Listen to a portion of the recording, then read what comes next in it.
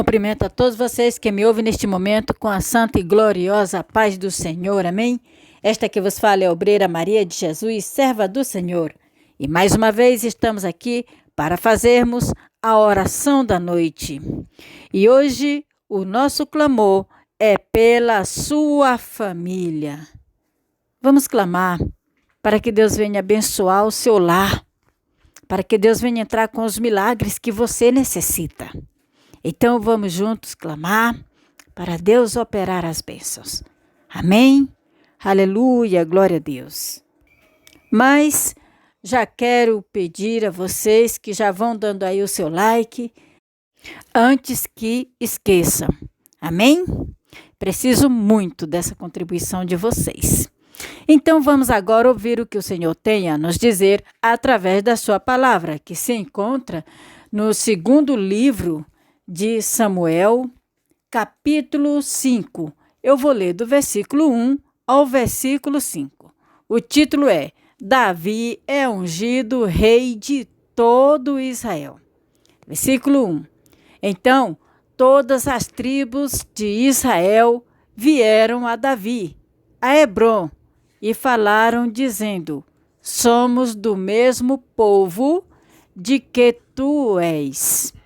Outrora, sendo Saul ainda rei sobre nós, eras tu que fazias entradas e saídas militares com Israel. Também o Senhor te disse: tu apacentarás o meu povo de Israel e serás chefe sobre Israel. Assim, pois todos os anciões de Israel vieram ter com o rei Davi em Hebrom, e o rei Davi fez com eles a aliança em Hebrom, perante o Senhor. Ungiram Davi, rei sobre Israel. Da idade de 30 anos era Davi quando começou a reinar, e reinou 40 anos. Em Hebrom, reinou sobre Judá 7 anos e 6 meses. Em Jerusalém, reinou 33 anos sobre todo Israel e Judá. Oh, glória! Aleluia! Quero explicar para vocês um pouco sobre este texto que lemos. Veja bem, anteriormente, antes de Davi ser rei, o povo de Israel, que queria tanto ter um rei, então Deus ungiu o rei Saul. Ungiu Saul como o primeiro rei de Israel. Mas Saul andou na desobediência. Ele desobedeceu a Deus em algumas coisas. Então, Deus já tinha no seu plano ungir Davi para ser o rei do seu povo. Davi ainda sendo garoto quando foi ungido pelo sacerdote Samuel, o profeta Samuel. Ele foi lá e ungiu Davi como rei, mesmo tendo o rei Saul. Mas Davi apenas recebeu uma unção, não foi uma titulação. Aí acontece que Davi continuou na sua lida, até que chegou a um ponto em que, por certas ocasiões, depois que Davi venceu Golias, Davi se tornou importante. Então, Davi começou a guerrear a favor do seu povo. Mas Saul, por estar com muitos ciúmes de Davi e medo de Davi entrar na sua casa e reinar no lugar dos filhos dele, o que foi que Saul fez? Resolveu perseguir Davi, tentou matar Davi, tanto que Davi teve que fugir. E quando Davi fugiu, que ele andava sem destino de um lugar a outro, escondidos, que eu já mencionei muito sobre esse assunto, foi quando Davi encontrou homens que estavam querendo se ajuntar a ele.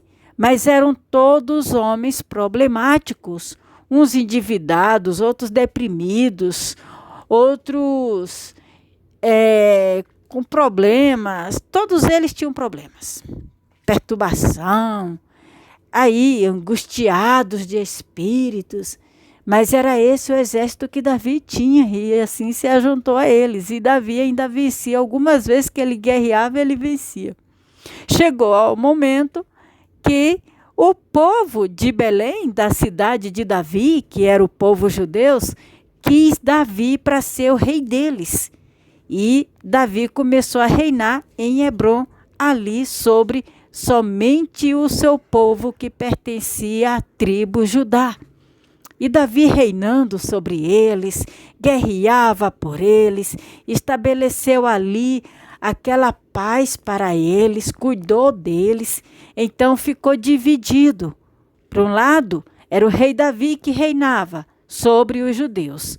Do outro lado, era o rei Saul que reinava sobre Israel. Todas as outras 11 tribos era onde o rei Saul reinava. E Davi reinava apenas em uma tribo. Acontece que, com o passar do tempo, em uma guerra, o rei Saul morreu. E depois colocaram o filho do rei Saul para reinar. Ele também foi matado dentro de casa. Aí foi quando resolveram chamar Davi para ser o rei de Israel. E assim Davi iria ser rei de todo o povo.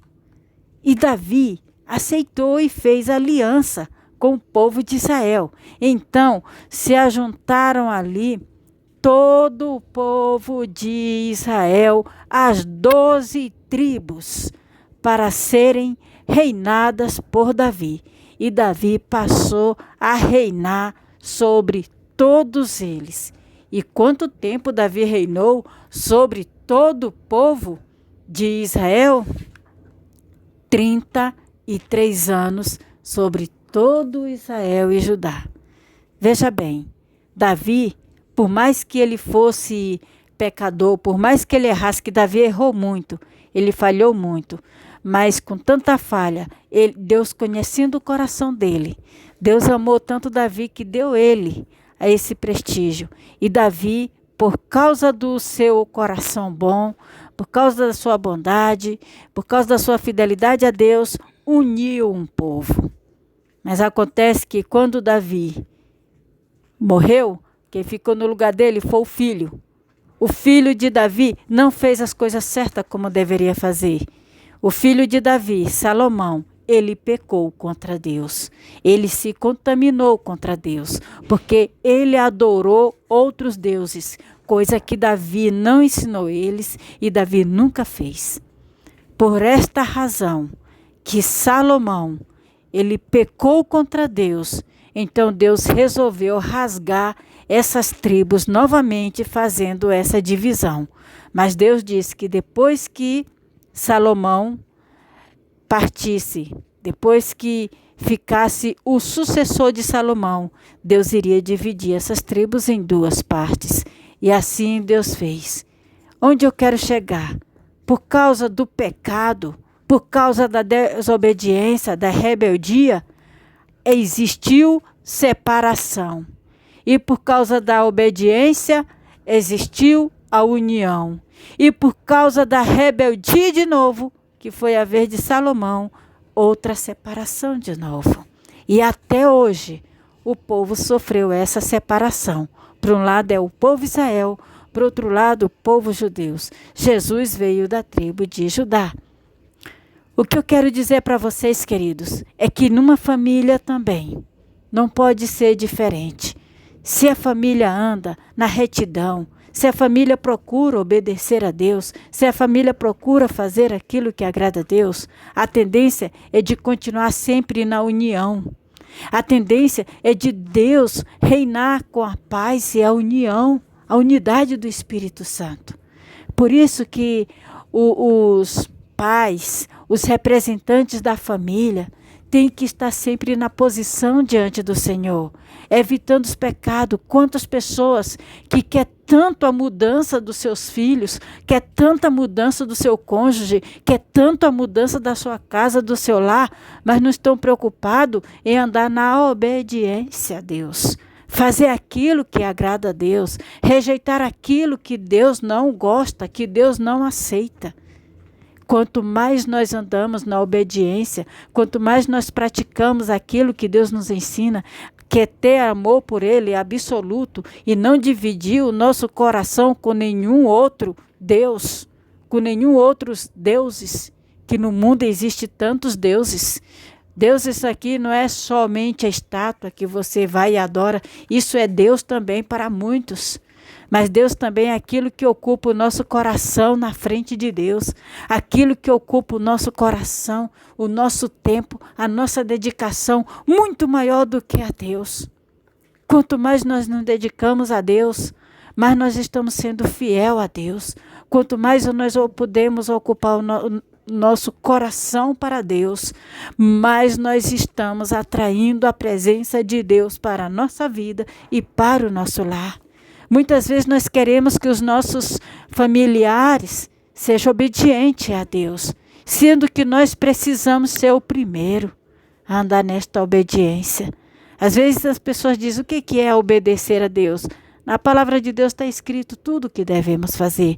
Amar a Deus acima de todas as coisas. Amar a Deus acima de todas as coisas.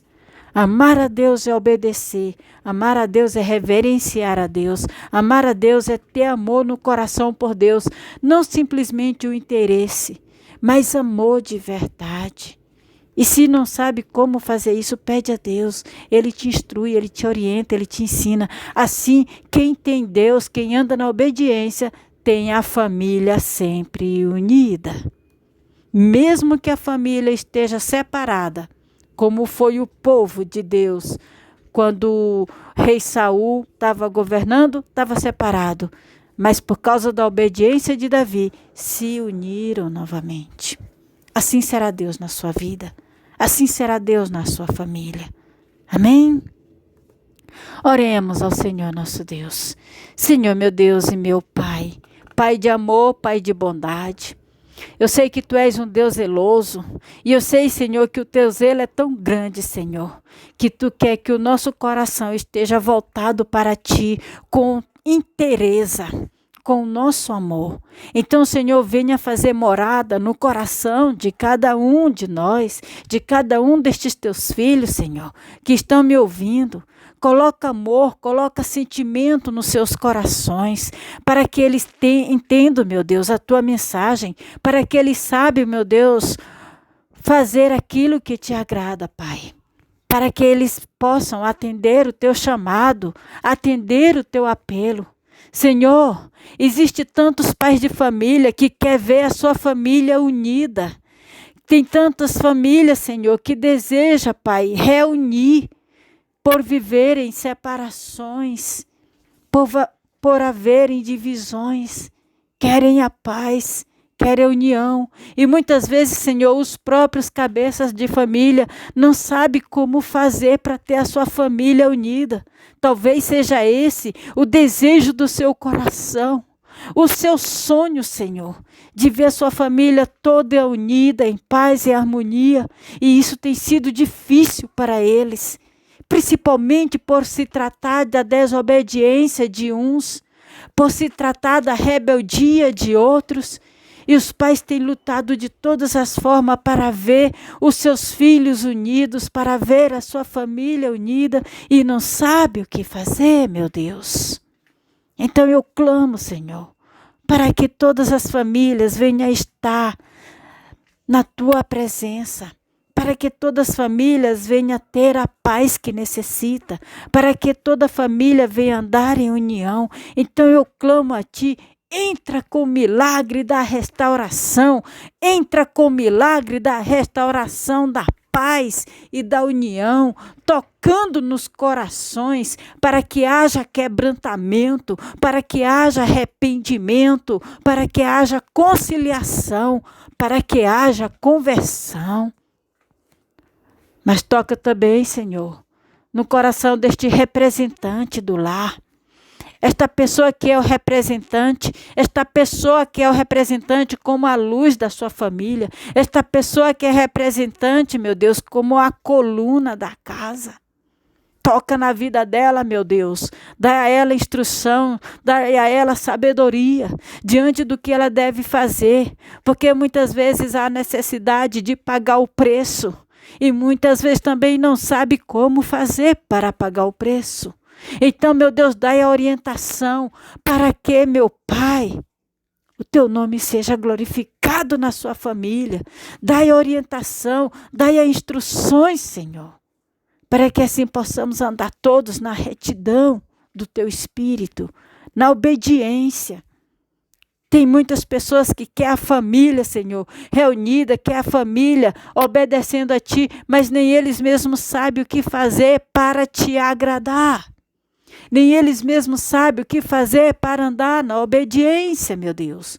Então desperta os corações, desperta a mente, desperta o Espírito, Senhor, para que cada um possa andar na intimidade contigo, ter um particular contigo e fazer aquilo que agrada o teu Espírito, Senhor.